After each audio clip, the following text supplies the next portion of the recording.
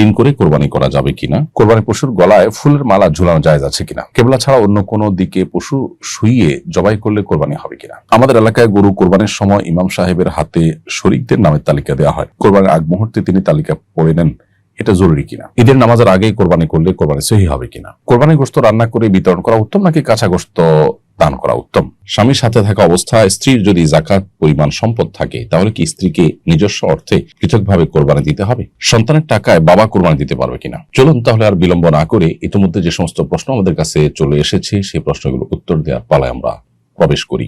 কোরবানি পশুর গলায় ফুলের মালা ঝুলানো জায়েজ আছে কিনা। কোরবানি পশুর গলায় ফুলের মালা ঝুলানো মৌলিকভাবে নাজায়েজ কোনো কাজ নয়। আনন্দের অংশ হিসাবে আপনি তাকে বরণ করে নিলেন, সেই হিসাবে আপনি মালা কিনে ঝুলালেন, সেটি মৌলিকভাবে নাজায়েজ কাজ নয়। কিন্তু মালা ঝুলিয়ে সেটাকে এলাকা এলাকা প্রদক্ষিণ করা, মানুষকে দেখানো, এই যে প্রদর্শনের জায়গা থেকে যদি এগুলো হয়, মানুষকে দেখানো, বাহবা নেওয়া, নিজেদের অবস্থান জানানো, এই সমস্ত উদ্দেশ্যে যদি হয় সেটা নাজায়েজ হয় ভিন্ন কারণে, মৌলিকভাবে এটা নাজায়েজ নয়। কেবলা ছাড়া অন্য কোনো দিকে পশু শুইয়ে জবাই করলে কোরবানি হবে কিনা। উত্তর হলো, জবাই করার সময় পশুকে কেবলামুখী করে নেওয়া মুস্তাহাব। তবে জবাইকারী ব্যক্তি কিংবা পশু উভয়ে কেবলামুখী হওয়া মুস্তাহাব হলেও অন্য কোনো দিকে ফিরেও যদি জবাই করা হয় তাতে বিশুদ্ধ হয়ে যাবে এবং কোরবানি হয়ে যাবে। কারণ মুস্তাহাব মেনটেন করা তার ফরজ ওয়াজিব না, তার কারণে কোরবানি হবে না এমন কোনো সমস্যা হবে না। অনেক সময় কোরবানির পশুকে ফেলার পর কেবলার দিকে পুরোপুরি থাকে না, পশু অতিরিক্ত নড়াচড়ার কারণে একটু এদিক সেদিক হয়ে যেতে পারে, অন্যদিক ফিরে যেতে পারে, তাতে কোরবানি হয়ে যাবে এবং জবে বিশুদ্ধ হবে, কোনো অসুবিধা নেই। আমাদের এলাকায় গরু কোরবানির সময় ইমাম সাহেবের হাতে শরীকদের নামের তালিকা দেওয়া হয়। কোরবানির আগ মুহূর্তে তিনি তালিকা পড়ে নেন, এটা জরুরি কিনা। উত্তর হলো, এটা জরুরি নয়। তবে তাদের নামগুলো উল্লেখ করে যদি বলা হয়, আল্লাহ আপনি অমুক অমুক অমুক, অমুকের ছেলে অমুক, অমুকের মেয়ে অমুক, এভাবে সবার নামগুলো উল্লেখ করে যদি বলা হয় যে তাদের সবার তরফ থেকে এই পশুটিকে আপনি কবুল করে নিন, কোরবানি হিসেবে এটা কবুল করেন, এরকম বলে যদি করা হয় সেটা উত্তম।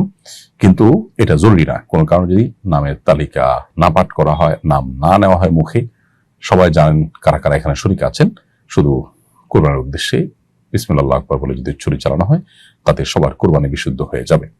অনেকেই এই নাম জপাটাকে আবশ্যক মনে করেন, মূলত সেটা আবশ্যক নয়, তবে হ্যাঁ উত্তম সন্দেহাতীত ভাবে।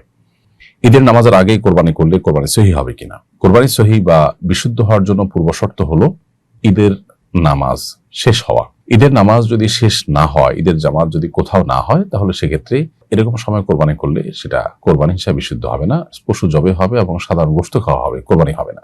কোরবানি হতে হলে ঈদের জামাত হতে হবে, ঈদের নামাজ হতে হবে, ঈদের নামাজের পরপর কোরবানি করা যাবে। অতএব আপনি যে এলাকাতে কোরবানি করছেন, হয়তো এই এলাকাতে ঈদের নামাজের এখনো সময় হলো না বা পড়া হলো না, অন্য কোথাও ঈদের নামাজ হয়েছে, আপনি সেখানে পড়েছেন বা ঈদের জামাত হয়েছে, তারপরে কোরবানি করলে সেটি বিশুদ্ধ হবে।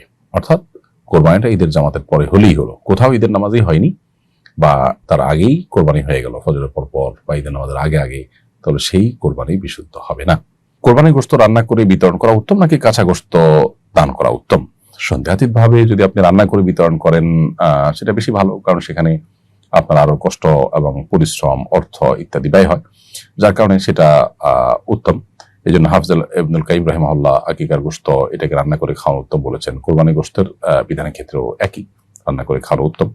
তবে কাঁচা গোশত দিলে অনেক সময় দেখা যায় যে গরিব তার সুবিধা মতো রান্না করে খেতে পারেন। তো এটা আসলে অনেকটাই অবস্থার উপর নির্ভর করে।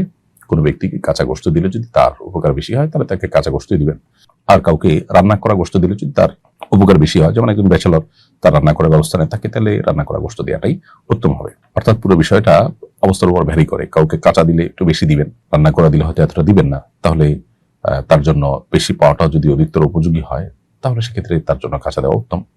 এটা নির্ভর করে পরিস্থিতির উপরে। স্বামীর সাথে থাকা অবস্থায় স্ত্রীর যদি যাকাত পরিমাণ সম্পদ থাকে তাহলে কি স্ত্রীকে নিজস্ব অর্থে পৃথকভাবে কোরবানি দিতে হবে। উত্তর হলো, স্বামীর নেশা পরিমাণ টাকা থাকলে, সম্পদ থাকলে তার উপরে কোরবানি যেরকম বর্তায় আবশ্যক হয়, স্ত্রী যদি 52.5 তোলা রূপা কেনার মতো টাকা বা সম্পদ তার কাছে থাকে তাহলে সেক্ষেত্রে তার উপরে পৃথকভাবে কোরবানি ওয়াজিব হয়। অর্থাৎ দুজনকে আলাদা আলাদা কোরবানি করতে হবে যদি দুজনই সচ্ছল হন শরিয়াত দৃষ্টিকোণ থেকে। এটি ফোকায়ে হানাফের মত।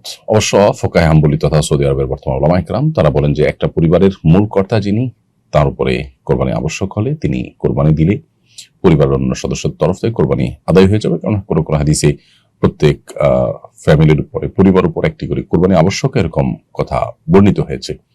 ফুকাহা হানাফি উলামা ইকরাম এর বিভিন্ন রকমের জবাব দিয়ে থাকেন। যেমন তোমার থেকে একটি হলো যে আগে একটা সময় নবী সাল্লাল্লাহু আলাইহি ওয়াসাল্লাম যখন এটি বলেছেন, তখন সাধারণত বা কমন চিত্র থাকতো যে পরিবারের কর্তা যিনি, তার কাছে সম্পদ থাকতো, বাকিরা যারা তার অধীনস্থ থাকতেন তারা মূলত নেশাব পরিমাণ আলাদা সম্পদের মালিক হতেন না। আর ছেলেরা বড় হলে, বিয়ে শাদী করলে তারা আলাদা সংসার তাদের হয়ে যেত।